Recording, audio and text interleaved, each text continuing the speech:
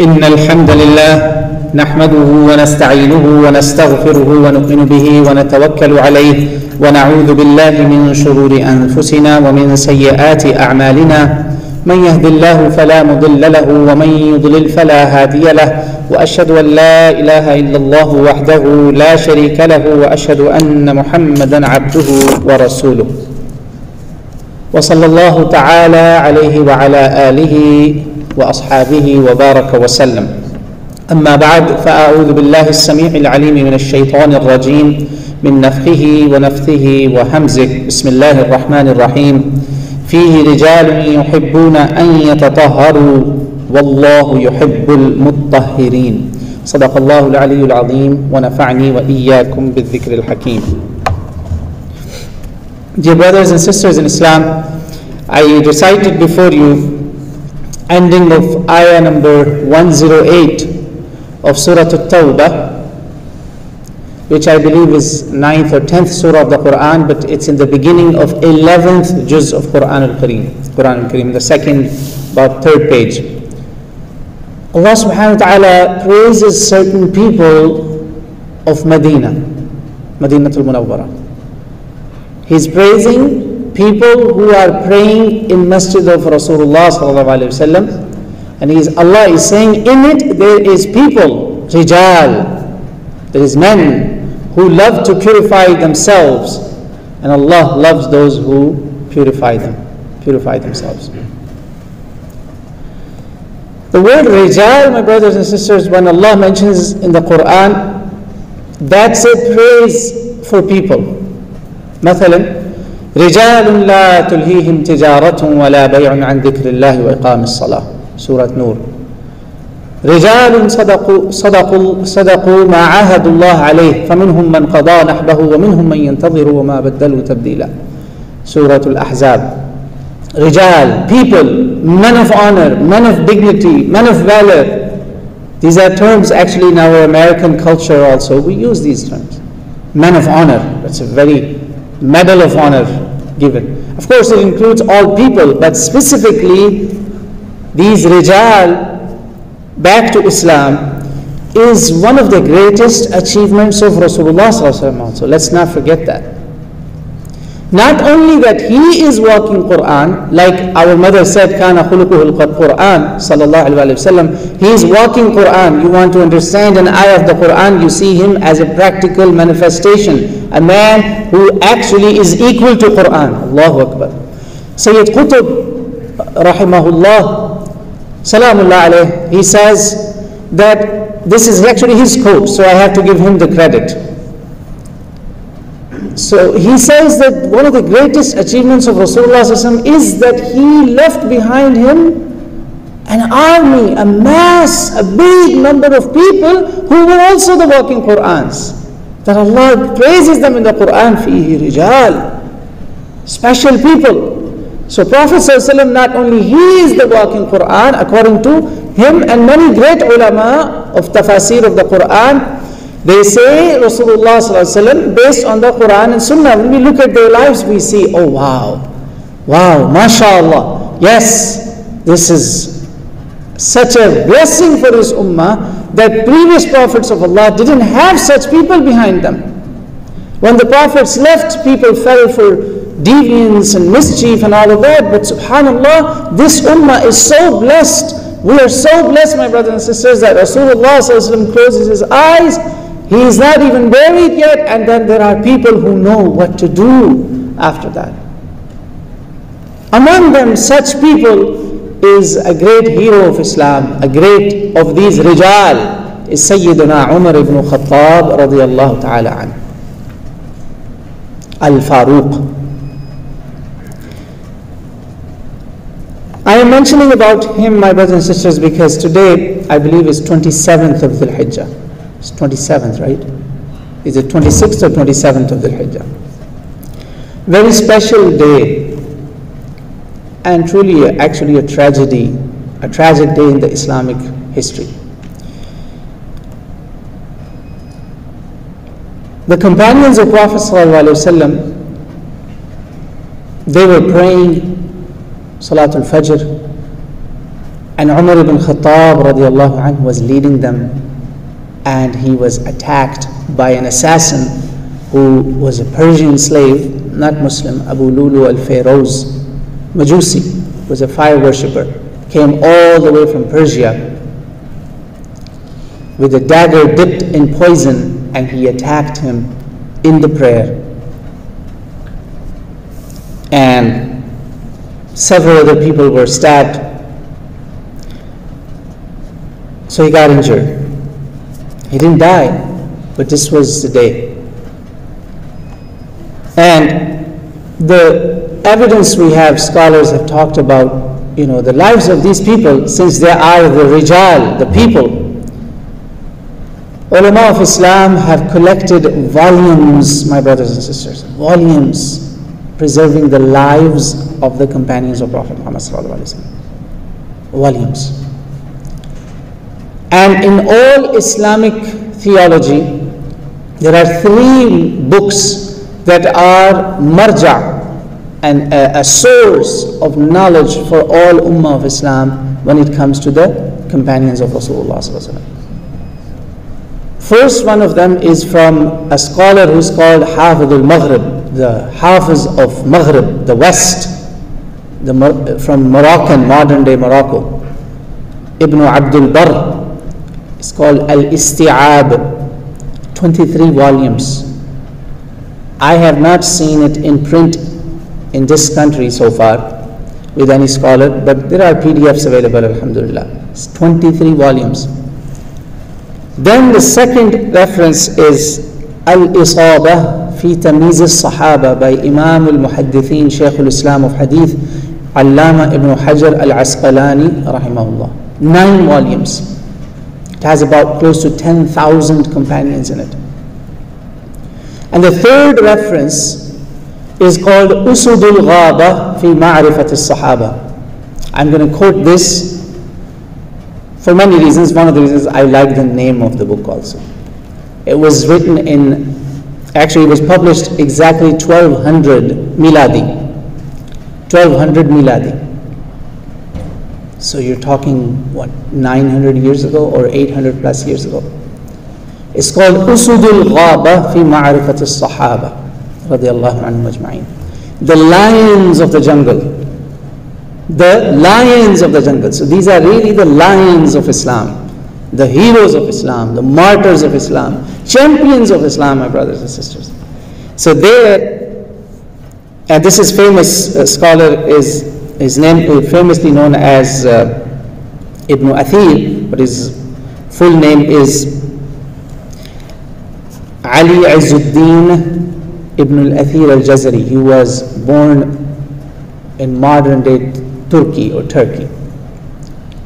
under Seljuki kingdom. So this is a 3-volume collection. This has close to 7,554 companions of Prophet sallallahu alaihi wasallam. So these are really encyclopedias. There, when he reaches the chapter of Umer ibn Khattab radiallahu anhu, volume 4, page number 70, he says, قال عثمان ibn Muhammad al-Akhnasi. They bring sanad, my brothers and sisters, with sanad. There's many weak ones. This is the authentic one.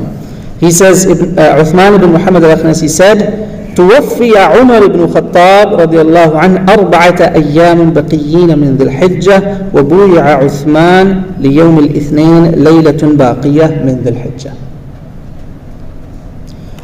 Umar ibn Khattab رضي الله عنه died when there were 4 days left or attacked, طُعِنَ also some say, in Dhul Hijjah, 4 nights left or 4 days left, and Sayyidina Uthman ibn Affan radiallahu ta'ala anh became the next Khalifa when a day in Dhul Hijjah was there. Still in Dhul Hijjah he became Amirul Mu'mineen, next Amirul Mu'mineen. Now, many of the kids are sitting here, they love watching movies and all that. So in a lot of movies they show the end first, and then they say 60 years back. Let's go back.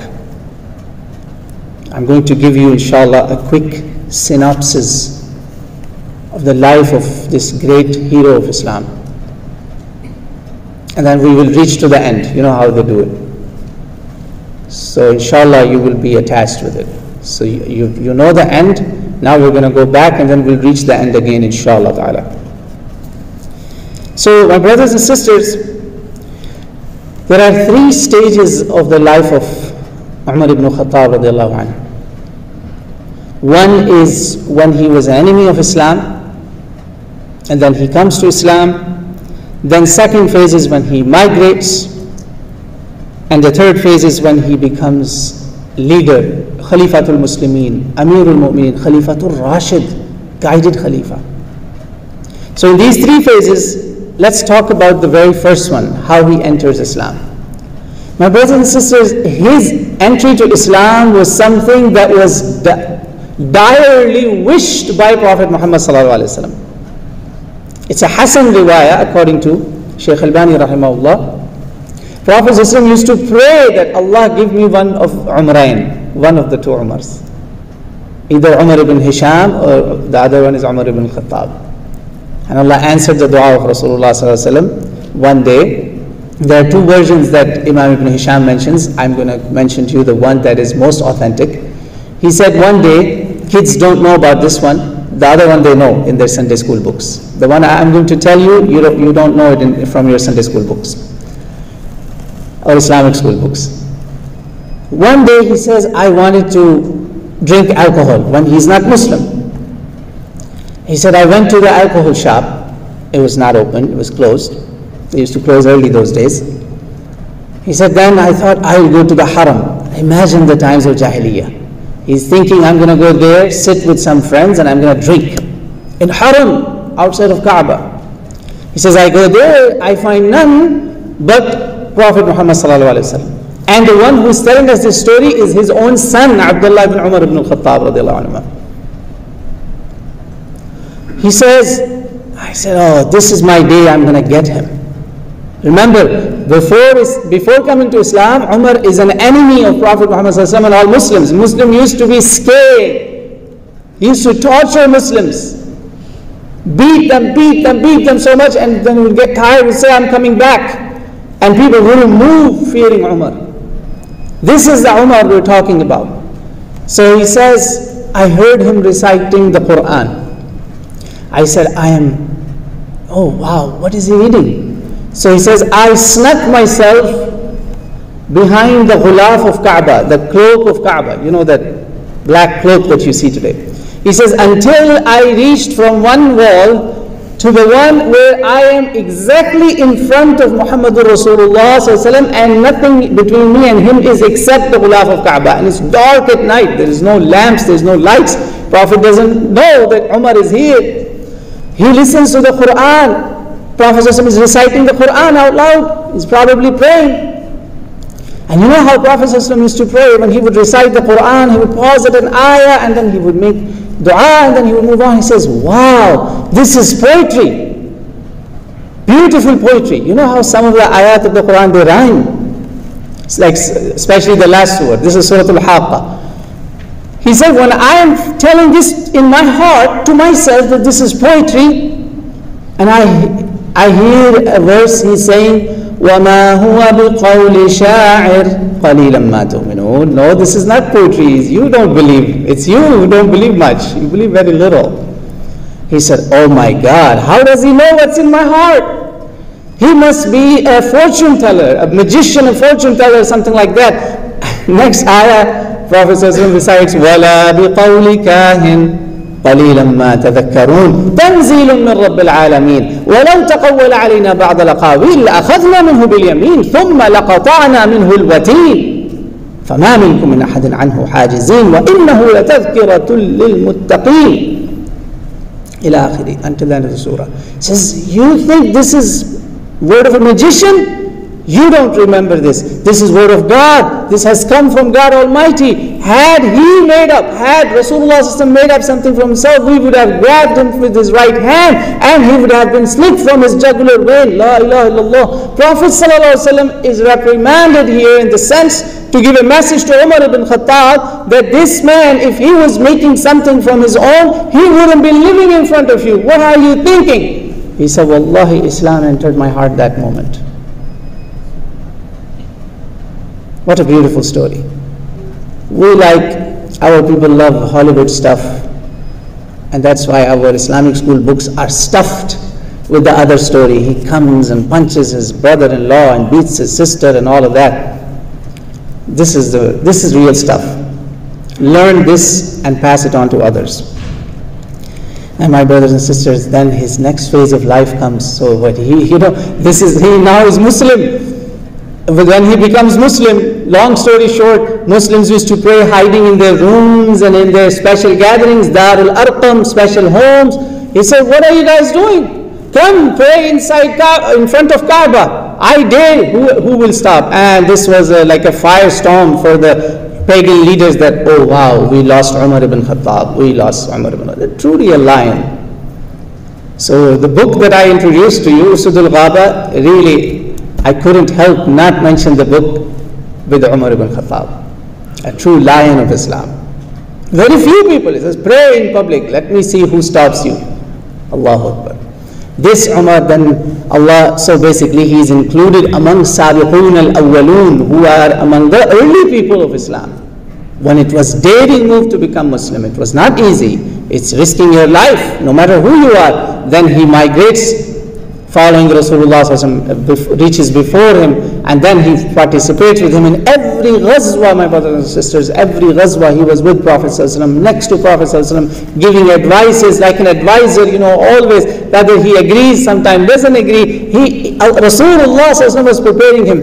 And even in the toughest of the toughest times, the day of Uhud, when only 12 people were left around Rasulullah, everybody, 700 plus people fled because of the chaos.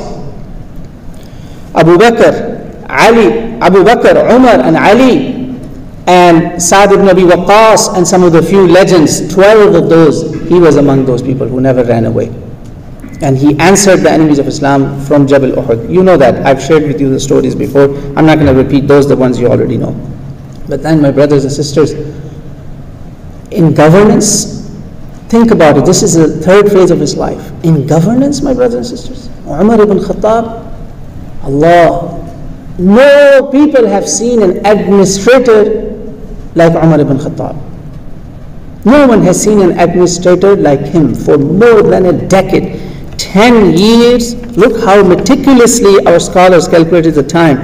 10 years, 5 months and 21 days. It's not just storytelling that scholars have collected. Every minor detail, because these people are special due to being around Rasulullah sallallahu alaihi wasallam. We are taking Quran and Sunnah from these people. His daughter is the one who had the only copy of the Quran that Prophet sallallahu alaihi wasallam entrusted, Hafsa. She is Zawjatul Rasul sallallahu alaihi wasallam. She is al-Mu'mineen. So you see the relationship here. That's why their lives are very important. And every detail has been dug out. Allahu Akbar. And well documented. When Muslims were choosing a Khalifa, inshallah, this is a separate khutbah how Muslims chose Abu Bakr radiallahu anh as their Amir al-Mu'mineen. But I want to tell you something. Abu Bakr himself, yet he is the first Khalifa, you all know. He nominated 2 people. And the 2 he nominated was Abu Ubaidah ibn al-Jarrah, Aminu hadhihi al-Ummah, wa Umar ibn Khattab. And Umar said, I would rather be dead while Abu Bakr is alive and somebody is asking me to lead. So Umar goes back and says, no, this is your Amir al-Mu'mineen, this is your Khalifa. And everybody gave him bay'ah. So think about it. Abu Bakr's choice, he is the choice of Abu Bakr also. And Rasulullah sallallahu alaihi wasallam many times, this is a riwayah from Ali ibn Abi Talib radiallahu anh, he says, Inshallah, Allah will unite them in Jannah. I know this because whenever Rasulullah mentions 2 names, he would say, me Abu Bakr and Umar, me Abu Bakr and Umar, me Abu Bakr and Umar. And they are next to Rasulullah sallallahu alaihi wasallam. Allahu Akbar. Who is narrating this hadith? Ali ibn Abi Talib. May Allah guide those people's hearts who have a problem with these names. May Allah guide them. We pray for them. Alhamdulillah ala ni'mat al-Islam. Alhamdulillah alladhi hadana li hada. Thank Allah that Allah subhanahu wa ta'ala has guided us for this. My brothers and sisters, his governance, his leadership is so powerful and so rich of literature, value, great examples. that today modern things that you see, like post system, the mail system, fast mail delivery, social security, stipends, all of this was established by Umer ibn Khattab radiallahu anhu. Organized armies, paid soldiers, even appointed imams. He started all these institutions of Islam, my brothers and sisters. Countries of Muslim Ummah that was conquered in the time of Umar ibn Khattab have remained Muslim until today. The countries that in his time were conquered, definitely, guaranteed, you can, with your eyes closed, you can trust that. Because in every country he would send a legendary companion. For instance, he would say, "Oh people of Iraq," I hope Iraqi people are listening to this. "Oh people of Iraq, if I wasn't merciful to you, I wouldn't send this man to you. I would rather have him next to me, because in looks, in walks and talks, in every act, he is the example of Rasulullah sallallahu alaihi wasallam. This is Ibn Abd, Abdullah ibn Mas'ud radiallahu anhu. I give him to you to establish Islam here, to teach you Islam here." Then he goes to Bilad al-Sham, modern day Syria, in Dimashq. He says, "Oh people of Dimashq, I love to have this man next to me. He's one of the best teachers, best alim, best scholar. Abi Darda radiallahu anhu, I'm giving him to you." So you see, he founded these institutional foundations of Islam. But I have few quick stories I will share with you, my brothers and sisters. The other aspect of Umar's life. Unfortunately, people have an impression of Umar, astaghfirullah, that just very tough guy and beating people around. Scratch that off your heads. Look how kind he is in these cases. A new family moves to Medina, in the outskirts of Medina. Umar doesn't know about them. One day he used to go at night and check on people, to check on his people if they're doing okay. He sees a household where kids are crying, and a mom is telling the kids to be quiet and all of that. Subhanallah, he knocks on the door, he says, "Quiet the kids, what's going on?" And then a couple times he passes by again, he says, "What's wrong here?" She says, "Shame on Umar. Shame on Umar, he doesn't take care of his people. I'm new here and he doesn't know I'm new in this town." And this is outskirts of Medina. In the time of Umar ibn Khattab, the population of Medina was in thousands. Over 15,000 people. And she's complaining. Of course, she doesn't know how Khalifa looks like. He says, "Subhanallah, Ya Allah, Alhamdulillah, I found the needy." He goes with the narrator of this story. This is in the books of Hadith actually. Aslam, Mawla Umar ibn Khattab, Aslam, he goes with him and grabs a lot of grain and honey and good stuff, loads it on his back, and he says, "Amir al-Mu'mineen, I am your servant. Let me carry this for you." He says, "Hal tahmilu minni bi yawm al-qiyamah? Will you carry this load for me on the day of judgment?" Aslam says, it brought tears in my eyes. I was shocked. And it's far away in the north upper hills of the Medina, and he's going there with this, serves them the food. He said, "Wallahi, it's like I can see it with my eyes, the smoke of the food going through his beard." The lady didn't have any food. She was faking it that she's cooking something. But now food comes and she's cooking it, and the kids are still crying. He says, "Let's go, Amir al-Mu'mineen. Night is coming to an end." He says, "No. I saw these kids crying. I want to see them laughing and smiling and playing, and I want to see them eat. I will stay here." Another example of the kindness of Amir al-Mu'mineen Umar ibn Khattab and how he was keen on deen. He was giving khutbah, Friday khutbah. In the khutbah, he said, "I have decided to fix mahar," something like this he suggested. And a lady from the back he sends up, says, "Are you going to be deciding in place of Allah? Did God tell you? Did Rasulullah tell you?" He immediately was stunned by this, and he says, "The lady is right and Umar is wrong." Immediately. Another example. One day he says, "Hear me and obey me." And a man stands up, he says, "I will not hear you and I will not obey you until you give me an explanation why, how come you're wearing a longer dress? With the money you have, with the stipend you get, you cannot afford this longer clothes. How did you get it? He did not tell him, arrest him, kill him, or this and that. How dare you question me? How dare you tell me what to do? You know. He said, my son will explain. His son explained, I think it was either Asim or Abdullah, one of the two. He says, I gave my shirt to my father so that he can combine the two. He's tall and he can, so that he can make a longer shirt. Same Umar, my brothers and sisters, I used to have patches on his clothes. One Jummah khutbah, he came very late. People were like, where are you, Umer ibn Khattab? He says, I had this only shirt with me and it got dirty, I had to wash it and wait for it to be dried. And they said there were patches even in that. It was many places, worn from many places and torn out. Another important story, my brothers and sisters, which is very powerful. Prophet ﷺ said, it connects with his virtues, that there are people who are mufahham, who are mukallam, who are muhaddath. Meaning Allah subhanahu wa ta'ala reveals things to them. They're not prophets. In the previous nations they were. In my ummah, if there is one who Allah will talk to and reveal the truth to his heart, it is Umer ibn Khattab. And once he was sending a companion to a mission, one man, a request for 1,000 reinforcement was asked, and Umar is sending one guy. He says this one guy is equal 1,000, the lions of Islam. And he's going, and the Roman spies found out that there is a very special legendary person coming. We have to get him before he joins the Muslim army. And Umar is giving khutbah, during the khutbah.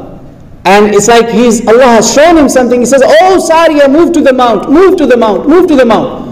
And people are like, there's an uproar in the masjid. Who's he talking to? There is no Sariya here. He said, Sariya, is he crazy or what? Ali was sitting amongst people. Ali said, no.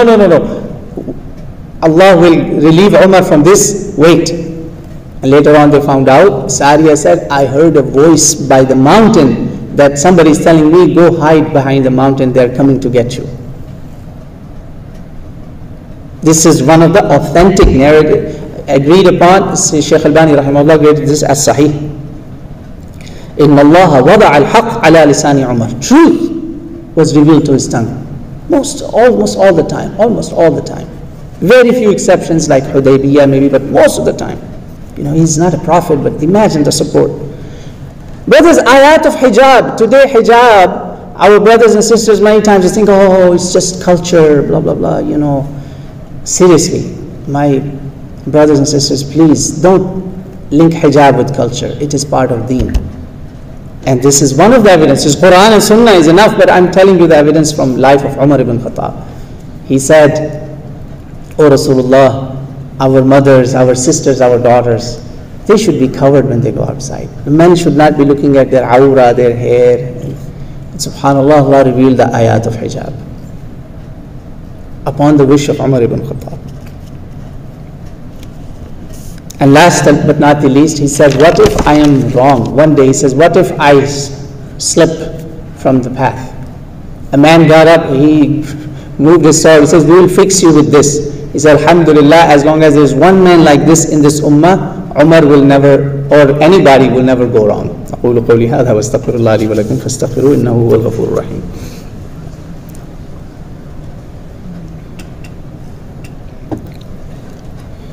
Alhamdulillah, wassalatu wassalamu ala rasulillah, amma ba'd. My brothers and sisters, after telling you the authentic ones, I just want to hint, just quick hint.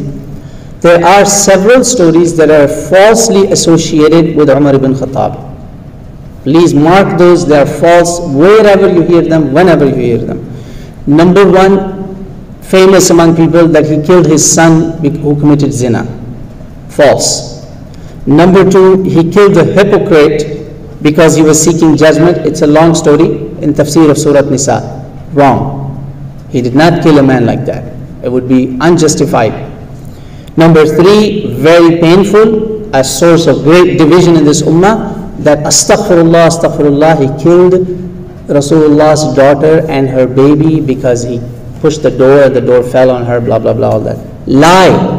It's a kidhb. Wallahi, this is buhtanun azim. Think about it.